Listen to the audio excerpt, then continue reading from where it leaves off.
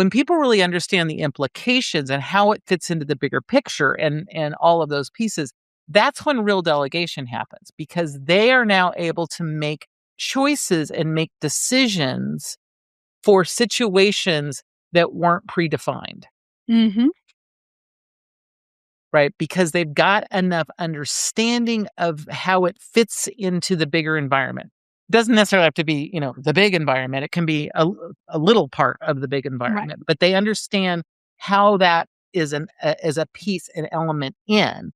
And where we find is in feedback, because we're having a conversation, because we're approaching it as reflection and problem solving, is often where they'll say something. It's like, well, because of such and such. And it's like, well, that's not right. And you realize, oh, I never communicated that piece of information. Are you feeling overwhelmed, stuck, or uncertain about how to grow your business without sacrificing what really matters most? Welcome to The Business You Really Want, the show for women ready to build a sustainable, fully aligned business. Aligned with what, you ask? You. Your values, your life. Seriously, it is possible. I'm Tonya Kubo, and along with business advisor extraordinaire Gwen Bortner, we're here to show you how.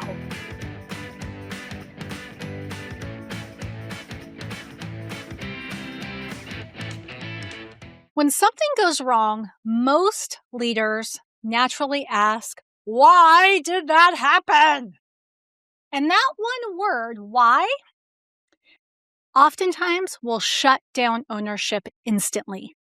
So today, in part 3 of our series on accountability, Gwen is going to help us unpack feedback, because I think we all know there's a right way and a wrong way to give feedback, Gwen, but I don't know that we necessarily recognize the little things that make the feedback delivery right or wrong.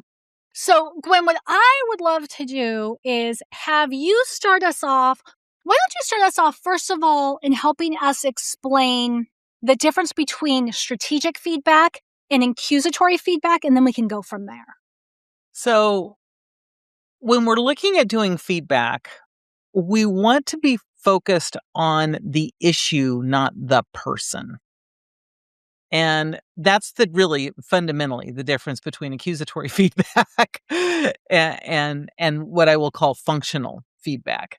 When it's about you do this and you do that and you do the other thing, there's no other way than to take it accusatory, right? Now, sometimes that feedback is actually needed because it is about a person. But we're talking about just general day-to-day activities that are going on. And this is where this concept of the why question is actually a bad question. But it's our natural tendency because, we know about, who, what, why, where, how, we learn about all of that really early on. And why is such a logical kind of question. And we're taught to ask it as a curiosity question. Why did this happen? Why, right? It's a standard way to do it. And in our mind, we know we're looking at it as curiosity. However, what actually happens, and I'd love to say I got, full credit for this, but I did not, right? This was during some training and some sessions I was able to participate in that included Chris Voss. And Chris Voss wrote a book called Never Split the Difference. He was the top FBI hostage negotiator for years and years and years. So he understands the importance of words and how a word, one or two words, completely changes how it's perceived, right? Right. And so in those conversations, we weren't talking about accountability, but when we got here, it was like, oh, this is the accountability piece of it. And the thing is, when we say why, we think about us. When we hear the word why, when someone asks you why, it's about your behavior, your attitude, your whatever. And so we typically jump to excuses. Often that little voice inside our head that is not such a helpful voice gets triggered and it starts into its, monologue that we don't really need to hear about, well, because we're lazy, we're stupid, we're, all the things, none of which are actually true, but that voice loves to reiterate way too much. Right. And so what happens is we get focused on defending our value, right? When what we're actually trying to do when someone's asking the why question, most of the time in feedback, is we're actually trying to problem solve. But when we're in defensive mode, we're not in problem solving mode at all. Right. Right. And so if we change the question from a why question to a what question, sometimes it can be a how question, but almost always it's better as a what question. We actually focus on the activity, the thing, the event, and it doesn't become about me as a person.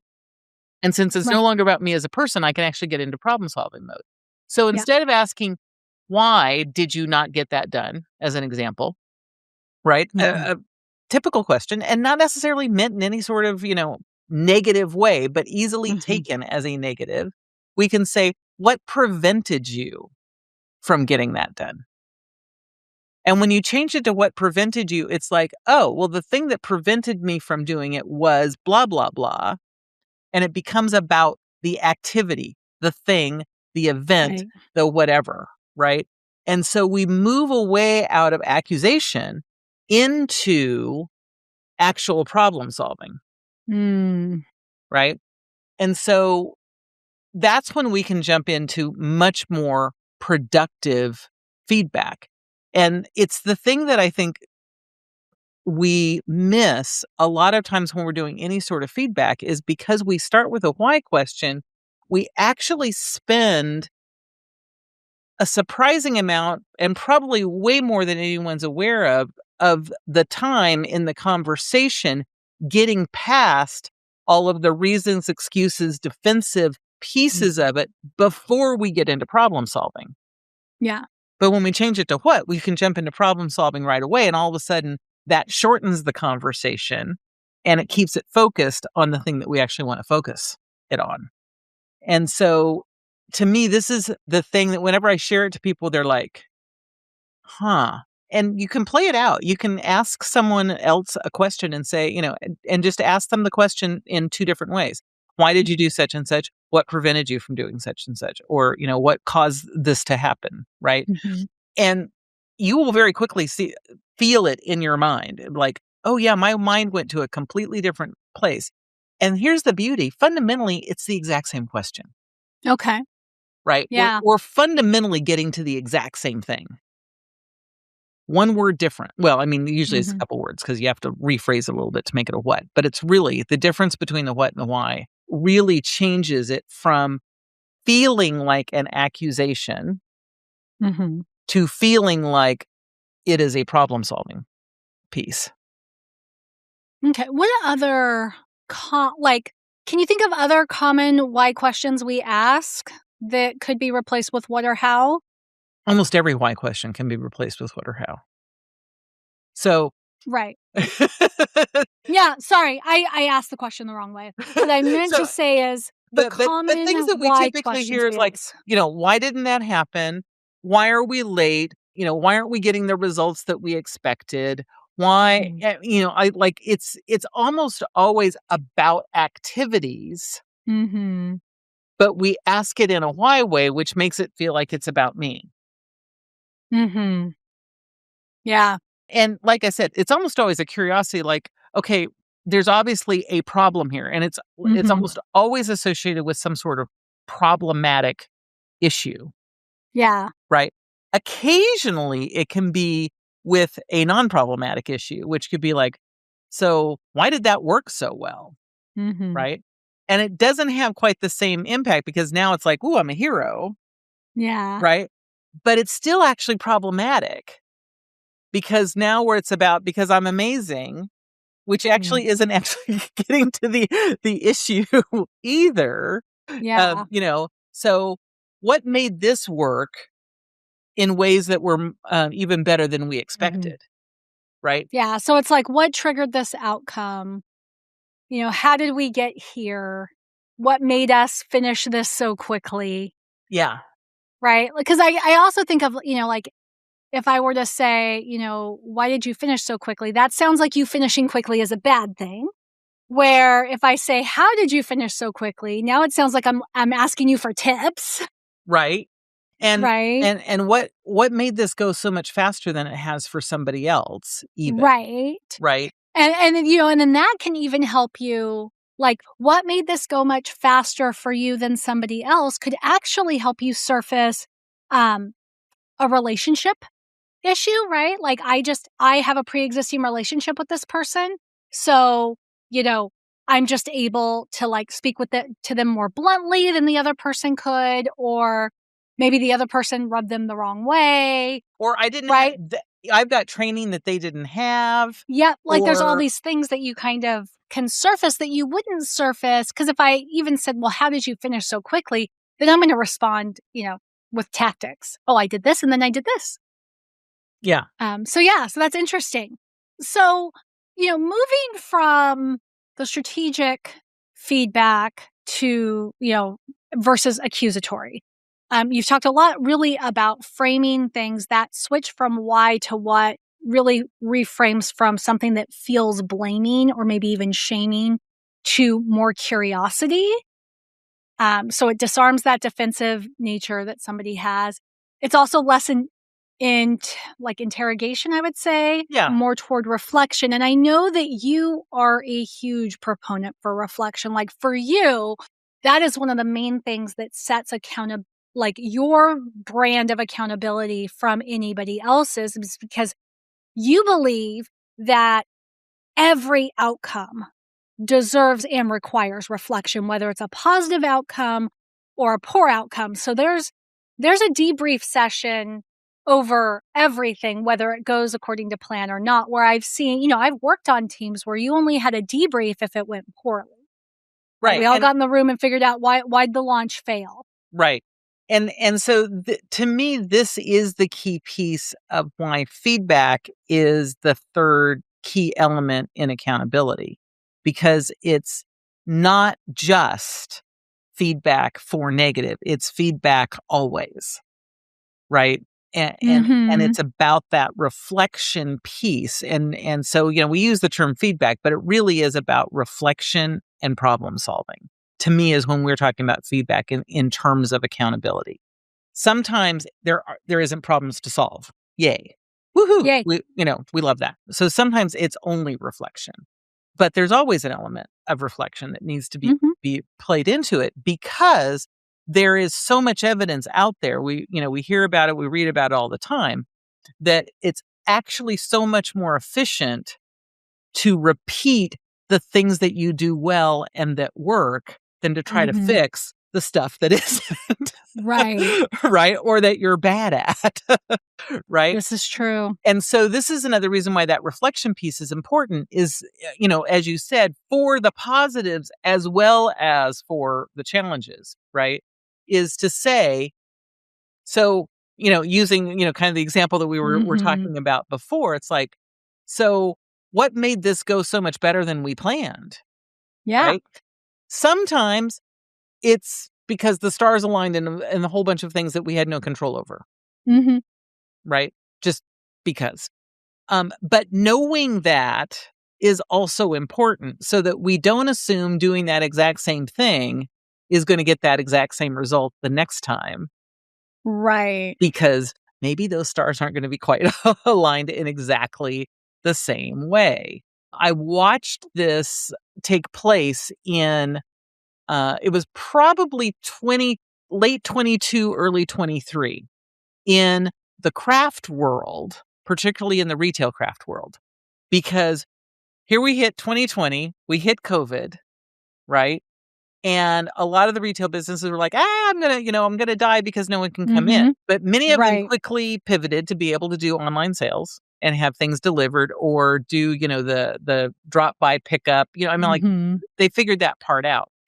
But what happened in the craft world in particular is people who had done crafts of any sort in their life all of a sudden had more time on their hands, because they weren't going to soccer games and they weren't going, out to dinner, and they weren't having parties, and, Mhm. all of the other things that fill up the calendar weren't happening. And so they had more time. And it was like, I used to really enjoy fill in Mhm. any blank of that type at all. Right. And so those businesses started doing really, really well as you hit mid to late 20, and Mhm. then continued to do well in 21 because things were still a little wonky. And they were doing okay in 22, but by the time we hit near the end of 22 and the beginning of 23, people's schedules were back Mhm. what I'm gonna call overbooked. They Right. people Yeah. may not perceive it that way. But the time that they had for their Mhm. craft, their hobby, whatever, had drastically diminished back to the level that it was pre-2020, right? And so there Mhm. was people that were making choices about their business sales going up in 21 that they weren't doing the reflection piece to say, "Why is this happening?" And they just assumed that that trajectory was just gonna continue on forever. It was like, Mhm. "No, no, no, this was a blip.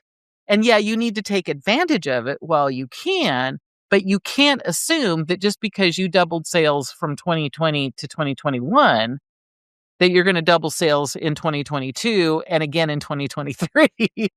Right? And so they were making choices. That's where if we miss the reflection on what's working, we can Mhm. also be making really bad assumptions. It's part of what I love about Annie Duke's book, Thinking in Bets.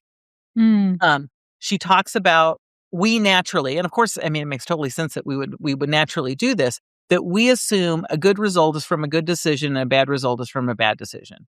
And that's true probably 80-90% of the time, Mhm. but it's not always true. Right. Right?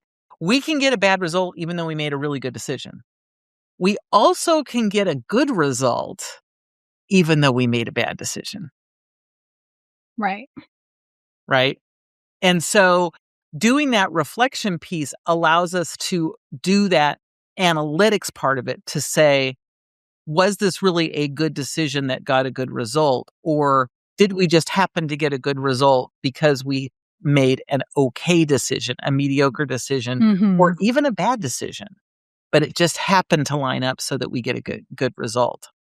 And so to me, that's the point that's really useful in the reflection. And as we do that, then we can start asking the what I would call the problem solving questions to Mhm. say, so can we do this consistently? What would that look like? How do we test it? Those kinds of things.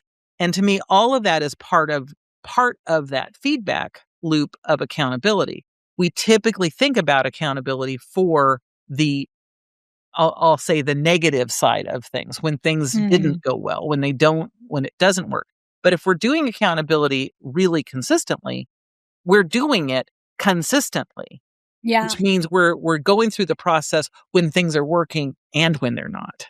Yeah. So I want to back up just a little bit because I, as you're talking about good decisions sometimes lead to bad outcomes, bad decisions sometimes lead to good outcomes, I can run through a variety of scenarios in my head where that's true. And, I like using the pandemic as an example since that's in recent memory for most of us, but it's also so extreme. Like, most of us are never going to have a similar experience in our entire lifetime, right? Of something that global, that like just paradigm shifting.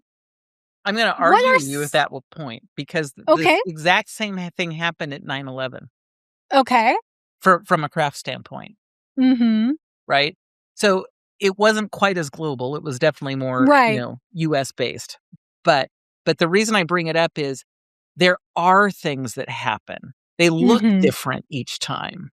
Mhm. But part of the reason I was able to identify it really fast was I had paid attention to the same situation happening at 9/11. Okay. And so how was it in 9/11 similar? It was the same in that case, people were wanting to cocoon. Mhm. They wanted the comfort. They wanted the things. And so craft businesses, their sales went up through the roof Mhm. for about a year, maybe a year and a half, Mhm. and then they dropped off. And the problem was that everyone was assuming if they've done this, they're going to do this forever. Right. If they're going up, they're always going to go up. Yeah. Right. And I definitely I agree. That is the problem that we see in every industry, right? When things start to go up, nobody ever assumes that it is a bubble that at some point is going to burst, right? Right. We saw that in the housing industry, in several years ago. We saw that with .com.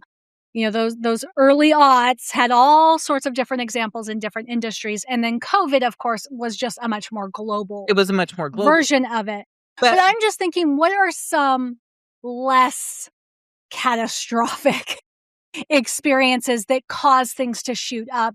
That could be for instance, in business, I think, it is when a business expands, right? Sometimes it is the right choice at the right time to expand, and sometimes it's not. And there's a lot of little nuances that make it one way or the other. right. But almost every business will tie the decision to expand to whatever the outcome is. Right. Right. And, and so I was just curious if you sort of had some specific examples there that people might be able to identify with. So some of the examples are we'll use a launch, right? Mm-hmm. People will have a launch and it will go exceedingly well. Mm-hmm. And so the question is, did it go exceedingly well because it was the right product at the right time and the right, all of the things, or was it for things that you had a whole lot of control over? So if you do a similar launch again, will you actually be able to get similar results? Mm-hmm. Right? Most everyone's first default, because they don't actually do the reflection, is to say, well, of course I'm going to get those same level. And so I'm going to invest in this thing and that thing and the other thing to make sure that this thing happens. And then the next launch doesn't. Well, what they didn't actually think about was I'm totally making this up as an example, not necessarily a real one, but I'm sure there are real examples that are close to this. It's like, oh, well, the reason it went so well is it was your first launch. Mm-hmm.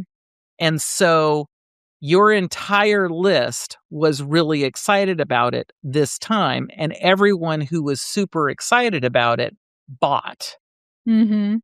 It's a year later, and maybe you've grown your list some, but you haven't doubled your list from where it was before. If you had, I'm picking numbers, you had 1,000 people on your list and 50 bought, just like I said, making up random numbers, right? Had 1,000 people on your list, 50 bought.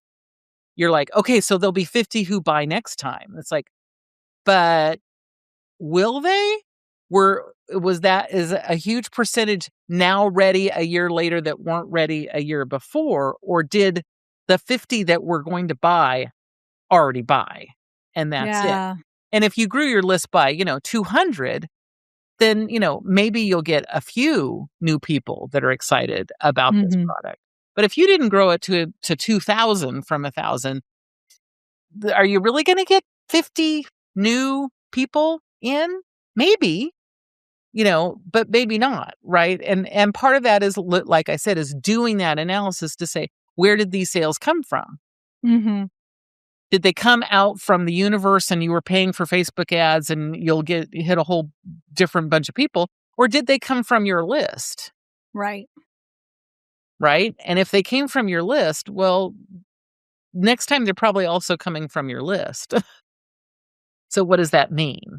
Right? Yeah. Yeah. No, and that's such a good example. Like, you just gave about a decade of online business knowledge in 2 minutes right there, because even now in 2026, people don't realize the mathematical side of launches, right? And I've worked under the hood of several businesses. I've worked on many launches, and that is one of the things, is if you want to even come close to your first launch of a product, you have to at least double your list by the second launch. Even if you're doing, you're doing social media and email and all the different touch points, you still have to double your list, because the most excited people buy the first time. there will be a portion that by the second time, right? But it's not going to be as Much many as smaller. about the first time.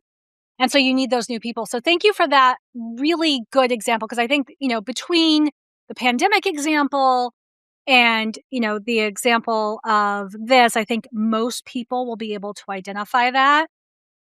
So there is something else that you have said about feedback in other episodes, but we haven't really dedicated a lot of time to it that I'm hoping that we can touch on now, which is so we've talked about feedback strategically versus accusatorily. We've talked about the importance of reflecting on both wins and losses. The other thing I've heard you talk about is how feedback improves delegation. Yeah. So here's the thing. When we're talking about delegation, real delegation, not Can you define that? Because yeah, not I was everybody gonna knows what go that there means. first, right? Yeah, Because yeah. what we often call delegation is assigning of tasks. Mm-hmm. But we still own whether or not it's getting really done. And to some degree, there is an element always of the buck stops here. If we're the Yeah. CEO, to some degree, we're always going to own it. But when you're actually and it's not just feedback, but it really is about accountability as a whole. When you're using accountability as a whole and feedback as a critical element in it, you're actually able to delegate in the true way where it's not just the task, but it's the ownership and the outcome that the person owns. And so it becomes really clear as to what the result is that is expected as part of that, right? And so the feedback piece is where you get to be able to continue to build their confidence and also check their what I'm going to call their mental processes, for lack of a better descriptor. Because sometimes it really is about making sure they're thinking about it in the right way. And we've talked about this at various places before, but it's a constant issue is stuff that is so obvious to us, we never think to share with other people. Because how would they not know? I mean, because it's so obvious, right? Like I said, we've talked about this many, many times, and we've all experienced it in both sides. Where at some point someone asks a question, and you're like, and your first response is like, "Why are you asking such a dumb question?" Like that's hopefully you aren't actually saying those words in your mouth, but you may be saying those words in your head, and then you realize it's like, well, there would be no way that they know all of this other information that, sometimes not only goes, minutes and hours back, but sometimes goes days, months, and years back, that is part of that conversation that's in your head, right? And so that's part of the feedback piece is that you start getting an understanding of, do they actually understand the context of what the outcome is? Not just the specific, tangible thing, but what all of the implications are of that outcome. When people really understand the implications and how it fits into the bigger picture and all of those pieces, that's when real delegation happens, because they are now able to make choices and make decisions for situations that weren't predefined. Right? Because they've got enough understanding of how it fits into the bigger environment. It doesn't necessarily have to be, the big environment. It can be a little part of the big environment, but they understand how that is a piece, an element in. And where we find is in feedback, because we're having a conversation, because we're approaching it as reflection and problem solving, is often where they'll say something. It's like, well, because of such and such. And it's like, well, that's not right. And you realize, oh, I never communicated that piece of information. Yeah. Right. And so you're able to give them more and more context in the process of it. But also, as part of feedback and accountability, back to when it's going well, you will also be able to do the feedback piece where where you see something and it's like, that was a really great response to this particular situation. What drove that decision for you? Right? Because then you can see that they're thinking about it in the way that you want. Or maybe they're not. Maybe they're thinking it a completely different way, but it's actually just like, I hadn't thought about that. That's even better than what I was thinking. Mm-hmm. Right? And Yeah. so that's really where that delegation piece comes in. There's a story, I'm pretty sure it's in Profit First. It might be in one of other Mike Michalowicz's book, but I'm pretty sure it's in Profit First, where he talks about bringing in, I think it was a high school student, to do managing of mailings of books and Mm-hmm. things going out, right? And they had a system, and it wasn't working very well. And this was one of those things that he knew he could do true delegation on this. And because she's like, I don't think it works very well. It's like, well, why don't you come up with an alternative? And so she came up with an alternative and presented it to Mike. And Mike knew that that was going to be a freaking disaster, Mm-hmm. right? From experience. But he also knew that her experiencing the disaster would Right. be a better lesson.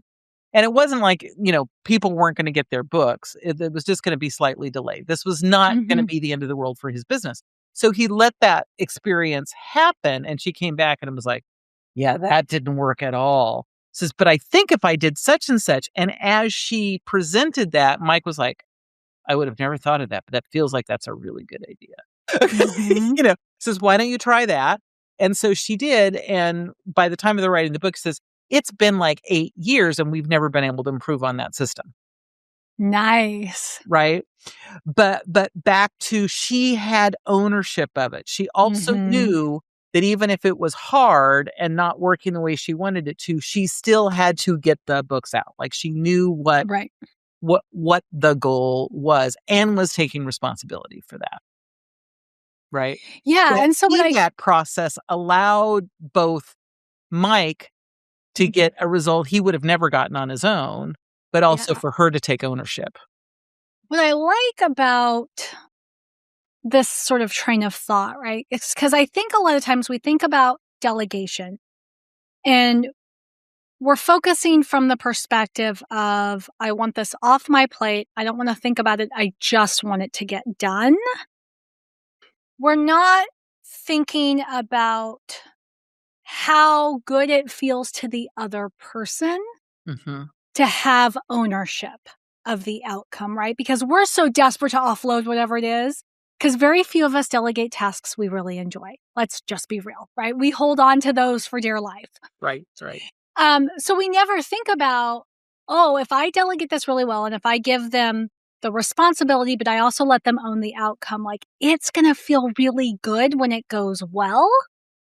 And because it feels so good when it goes well, it will make them less dependent on me over time. And so that's one of those things where it's like, yeah, it takes a little bit more time on the front end. Delivering feedback is a skill. That's something that you have said several times, like delivering it well is a skill. But if you take that time, not only does it save you time in the end, but it can also improve morale. Oh, yeah, hugely, hugely. I mean, and that's the thing about accountability done well. And back to why it can't always be about the negative feedback, right? Mm-hmm. Is when accountability is done well, everyone has a much clearer understanding of what success actually looks like. Mm-hmm. And my belief, maybe I'm wrong, but I don't think so. I believe most people want to feel successful and be successful. Oh, And I agree. right. And some people are able to do one, but not the other. Some people feel like they're Mm-hmm. successful, but they're not actually being successful. Other people are being successful, but not feeling successful. But to me, when accountability is done well, it's actually both. And so we're able to make sure that they have the information, the skills, the knowledge, all of the things to be successful in the doing of whatever it is.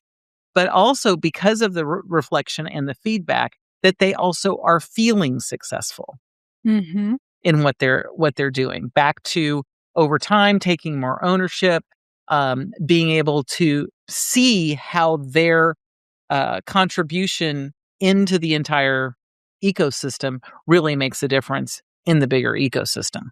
Yeah. Okay, so here's where I think we've landed. Like if we tie everything up with a bow, I think we've landed where, if you learn nothing else from this episode, lesson number 1, feedback is not punishment. Right. So don't frame it as punishment. That's part of the what or how question versus the why question. It's not punishment. Feedback delivered well builds discernment. It helps people learn how to think like you, why you think the things you think, and how you've come to those conclusions so that they can be faster, better, more efficient at making decisions much the same way you would.